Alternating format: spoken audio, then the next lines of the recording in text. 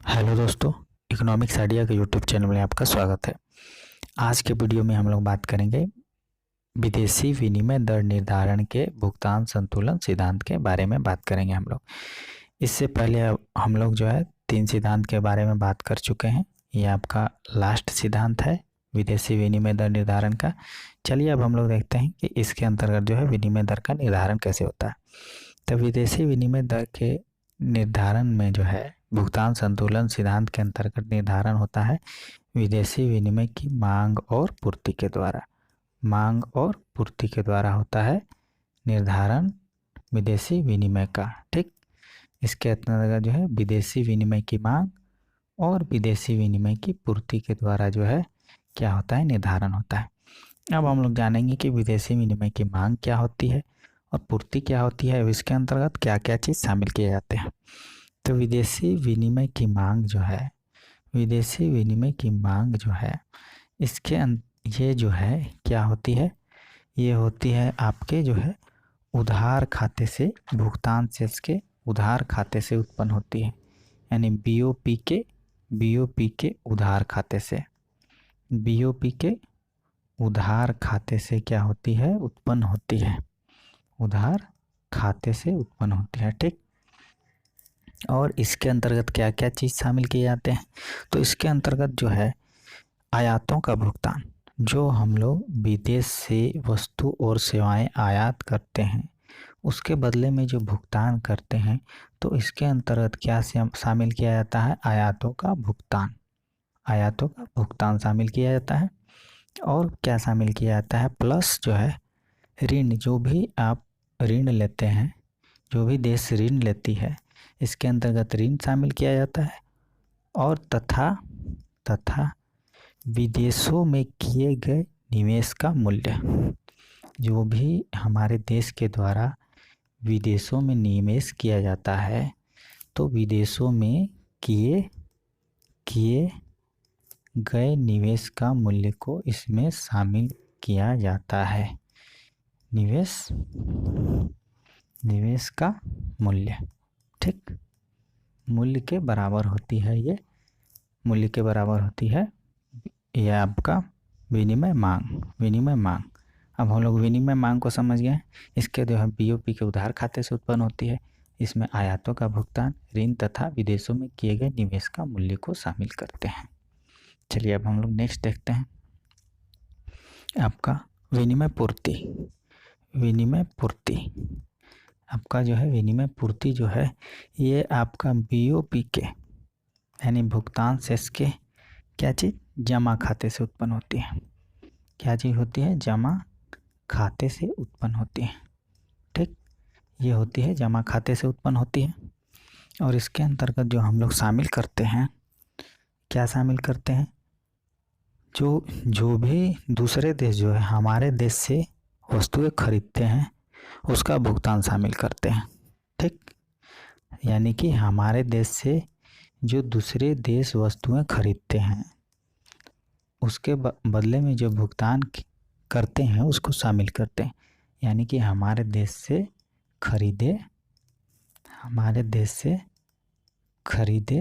ठीक, खरीदे गए वस्तु का भुगतान, खरीदे गए वस्तु का भुगतान, ठीक, का भुगतान इसमें शामिल किया जाता है। और प्लस में और क्या शामिल किया जाता है, प्लस में शामिल किया जाता है आपका लौटाए गए ऋण, यानी कि लौटाए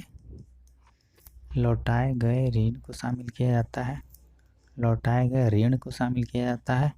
और शामिल किया जाता है इसके अंतर्गत हमारे देश में किए गए निवेश, हमारे देश में किए गए निवेश को, यानी कि जो बाहर के देश जो हमारे देश में निवेश करते हैं, हमारे देश में निवेश करते हैं उसके मूल्य को शामिल किया जाता है।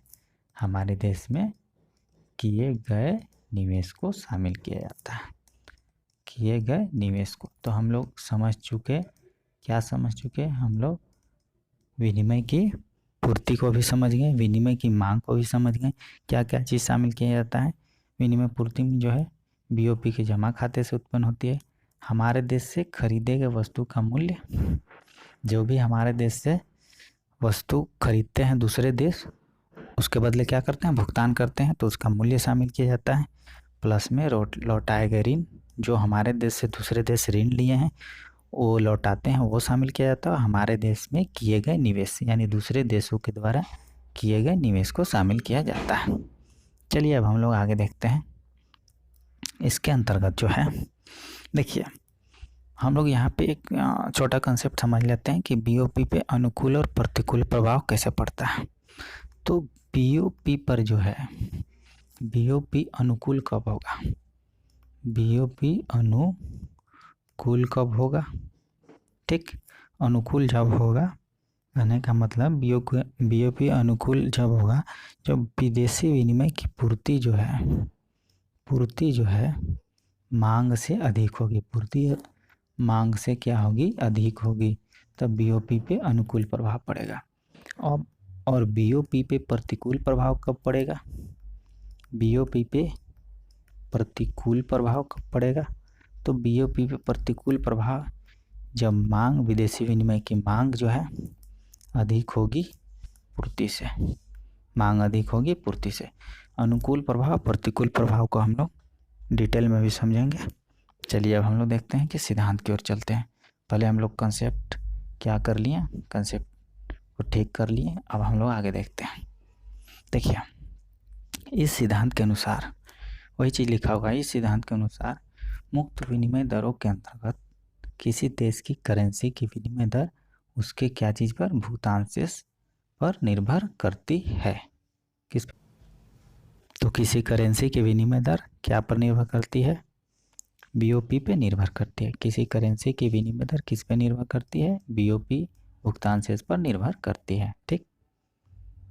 अनुकूल भुगतान शेष क्या होता है, अनुकूल भुगतान शेष विनिमय दर को बढ़ाता है, अनुकूल भुगतान शेष विनिमय दर को बढ़ाता है, और प्रतिकूल भुगतान शेष विनिमय दर को घटाता है, ठीक। चलिए अब हम लोग आगे चलते हैं सिद्धांत में। देखिए यहाँ पे वही चीज़ दिया हुआ है, विदेशी विनिमय की मांग जो हम लोग समझ गए अभी। इसके अंतर्गत ये क्या होता है, उधार खाते से उत्पन्न होता है। किस खाते से उत्पन्न होता है, विदेशी विनिमय की मांग जो है किस खाते से उत्पन्न होता है, तो उधार खाते से उत्पन्न होता है, ठीक। इसके अंतर्गत क्या होता है, बाहर देश से खरीदी गई वस्तुओं यानी आयात की गई वस्तुओं के भुगतान के बदले जो भी भुगतान किया जाता है वो प्लस में आपका ऋण तथा विदेश में किए गए निवेश के मूल्य के बराबर होती है यह, ठीक। चलिए अब आगे देखते हैं विदेशी विनिमय की पूर्ति। ये हम लोग स्टार्टिंग में समझ चुके थे ये सब कंसेप्ट। विदेशी विनिमय की पूर्ति जो है ये क्या होता है, जमा खाते से उत्पन्न होती है। किससे होती है, जमा खाते से उत्पन्न होती है। यह पूर्ति जो है हमारे देश से खरीदी गई वस्तुओं तथा सेवाओं के बदले बाहर देश द्वारा हमारे देश में जो भुगतान करते हैं, तो यानी कि हमारे देश से जो बाहर के देश वस्तुएं और सेवाएं खरीदते हैं उसके बदले में जो भुगतान करते हैं वो, और प्लस में हमें लौटाए गए ऋणों तथा हमारे देश में किए गए निवेशों के मूल्य के बराबर होती है, ठीक। यानी कि जो भी बाहर के देश हमारे देश से जो खरीदेंगे उसके बदले में भुगतान करेंगे वो, ठीक। और प्लस में हम जो ऋण दिए थे उसकी वापसी, जो ऋण जो हमें लौटाएगा वो, और प्लस और क्या होता है, हमारे देश में किए गए निवेश के मूल्य के बराबर होती है विदेशी विनिमय की पूर्ति। चलिए अब हम लोग देख लेते हैं, इस चीज़ को हम लोग समझे थे। उधार खाता जमा खाता से क्या होती है, उधार खाता जमा खाता से अधिक होती है तो बीओपी पे प्रतिकूल प्रभाव, और यहाँ पे जमा खाता उधार खाता से अधिक होती है तो बीओपी पे अनुकूल प्रभाव पड़ता है। चलिए अब हम देखते हैं कि विनिमय दर का निर्धारण कैसे होता है। यहाँ पे विनिमय दर का निर्धारण देखने से पहले हम लोग एक बार देख लेते हैं कि बीओपी जब प्रतिकूल हो यानी भुगतान से जब प्रतिकूल हो तो क्या उसका इफेक्ट होता है। जब बीओपी प्रतिकूल हो तो उसका इफेक्ट क्या होता है। देखिए जब बीओपी यानी कि भुगतान से प्रतिकूल होगा तो इसका मतलब क्या होगा, इसका मतलब क्या होगा कि विदेशी करेंसी की मांग विदेशी करेंसी की मांग जो है उसकी पूर्ति से अधिक होगी, उसकी पूर्ति से अधिक होगी। कहने का मतलब है कि विदेशी करेंसी की मांग अधिक होगी और उसकी पूर्ति क्या होगी, कम होगी। ठीक, यानी कि पूर्ति से उसकी मांग अधिक होगी। और इसके परिणाम स्वरूप क्या होता है, इसके परिणाम स्वरूप यह होता है कि विदेशी जो है करेंसी की तुलना में, विदेशी करेंसी की तुलना में घरेलू करेंसी का मूल्य, घरेलू करेंसी का मूल्य विदेशों में गिर जाता है, विदेशों में गिर जाता है। घरेलू करेंसी का मूल्य गिर जाता है, घरेलू करेंसी का मूल्य। ठीक, तो और फिर क्या होता है, घरेलू करेंसी का मूल्य गिर जाता है। ठीक, और इसके परिणाम स्वरूप क्या होता है कि विनिमय दर भी गिर जाता है और फिर विनिमय दर भी गिर जाता है। तो हम लोग क्या समझे हैं इसमें कि जब प्रतिकूल प्रभाव पड़ता है भुगतान शेष पे, जब भुगतान शेष पे प्रतिकूल प्रभाव पड़ता है तो विदेशी करेंसी की पूर्ति से उसकी मांग अधिक हो जाती है। ठीक, और क्या होता है कि इसके परिणाम स्वरूप विदेशी करेंसी की तुलना में घरेलू करेंसी का मूल्य जो है विदेशों में गिर जाता है। याद रखिएगा, विदेशों में गिर जाता है और इसके परिणाम स्वरूप क्या होता है, विनिमय दर भी गिर जाता है। चलिए अब आगे हम लोग देखते हैं कि जब भुगतान शेष पे अनुकूल हो तो क्या असर पड़ता है।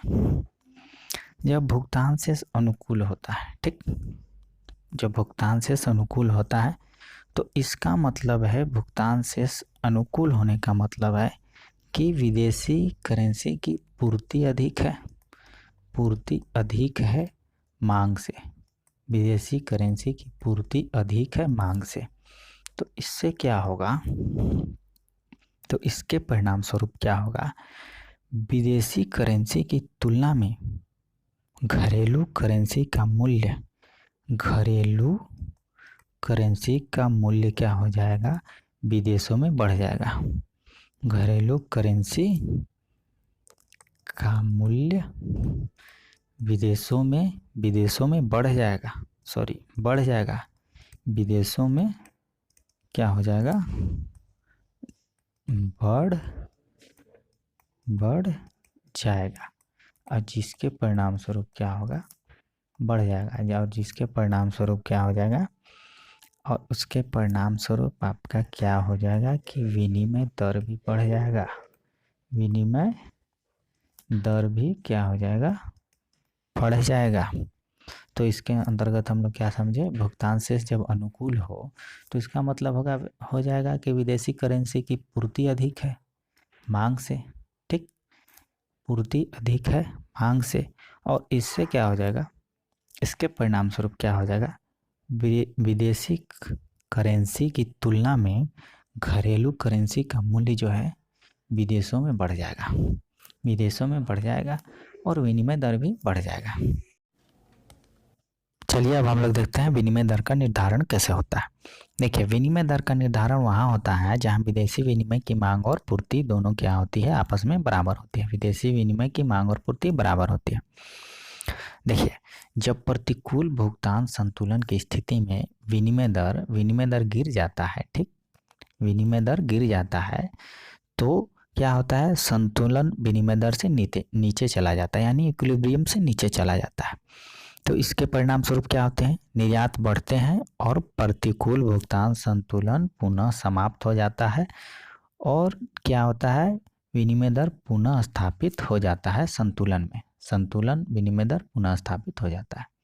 यानी कि प्रतिकूल हो या अनुकूल हो, अंततः जो है विनिमय दर संतुलन स्थापित कर ही लेता है। ठीक, दूसरी ओर क्या है, दूसरी ओर जब अनुकूल भुगतान शेष हो, जब अनुकूल भुगतान शेष हो तो इसके अंतर्गत क्या होगा, जब अनुकूल होगा तो विनिमय दर क्या हो जाएगा, बढ़ जाएगा, विनिमय दर क्या हो जाएगा, विनिमय दर बढ़ जाएगा और संतुलन से ऊपर चला जाएगा। संतुलन से ऊपर चला जाता है तो क्या होता है, निर्यात घट जाते हैं, निर्यात घट जाते हैं और अनुकूल भुगतान शेष पुनः समाप्त हो जाता है और पुनः आपको D=S यानी कि विनिमय दर की मांग और पूर्ति बराबर हो जाते हैं और यही होता है आपका इक्विलिब्रियम कंडीशन। चलिए अब हम लोग इस सिद्धांत को रेखाचित्र के माध्यम से समझते हैं। देखिए विनिमय दर को लिया गया है OY एक्सिस पे आपको लिया गया है विनिमय दर को, OX एक्सिस पे आपका लिया गया है मात्रा को। ठीक, DD यहाँ पे देखिए विदेशी विनिमय मांग को दर्शाता है और SS जो है विदेशी विनिमय की पूर्ति को दर्शाता है। DD क्या बता रहा है? DD बता रहा है कि विदेशी विनिमय की दर और विदेशी विनिमय मांग मात्रा में क्या है? विपरीत संबंध है, यानी कि विदेशी विनिमय दर बढ़ेगा तो विदेशी विनिमय की मांग जो है क्या होगी?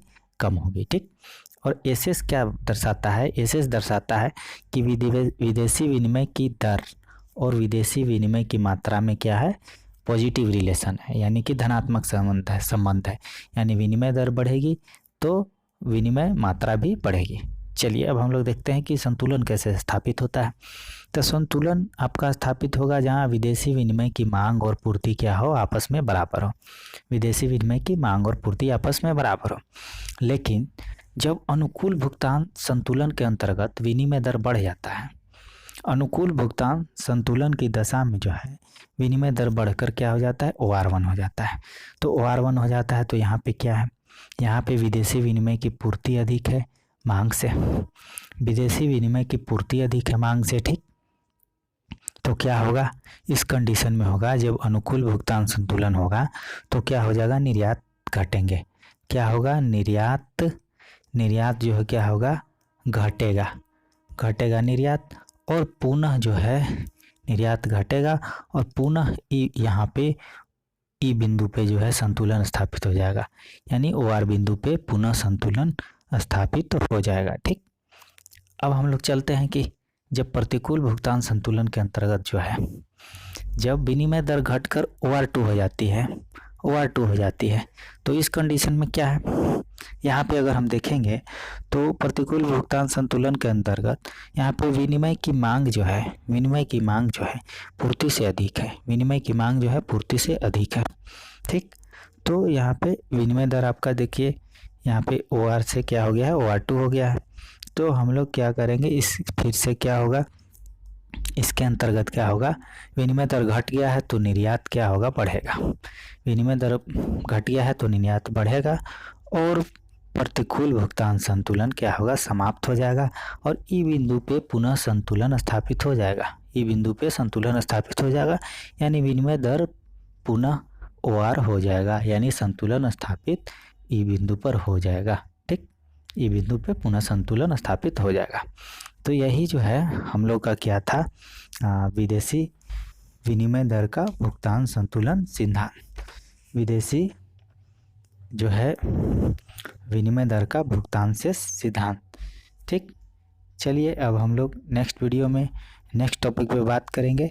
तो वीडियो को देखते रहिए एंड चैनल को लाइक कीजिए, सब्सक्राइब कीजिए और कमेंट सेक्शन में ज़रूर बताएं कि वीडियो कैसा लगा। धन्यवाद।